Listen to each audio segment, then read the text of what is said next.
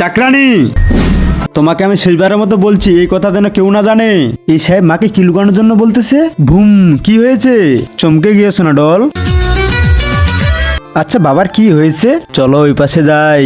আচ্ছা চাকরানি আন্টি, আজকে কি রান্না করেছেন? আয়, তোকে আমি আমার নিজের হাত দিয়ে খাওয়াই দিচ্ছি। লাইডু আমার মেয়ের বন্ধু হতে পারে না। চাকরানি, দাঁড়াও লাইডু, আলাদা থালা নিয়ে নিজে নিজে খাও। দেখো, আমি প্রতিদিন রাতে এই ল্যাম্পোস্টের নিচে বই পড়ি, মজা লাগে না অনেক? নকরানি, এটা তুমিও জানো। আমি এই জন্য লাইডু আর ডলকে আলাদা করি না, কারণ ওরা গরিব। এখানে বিষয়টা আলাদা, বোঝার চেষ্টা করো। এর ভেতরে রহস্য আমি খুঁজে বের করবোই মা। ডল, ডল, কি হয়েছে সাহেব? আমার ডল কোথায়? আজকে সারা রাত আমরা সাইকেল চালাবো। আমার মেয়েকে তুমি নিয়ে গেছো, আমার কাছ থেকে নিয়ে নিলা। বাবা, এই যে আমি, আমাকে কখনো ছেড়ে যেও না। মা, আজকে আমার কসম, বলো আমার কাছ থেকে কি লুকাচ্ছ তুমি?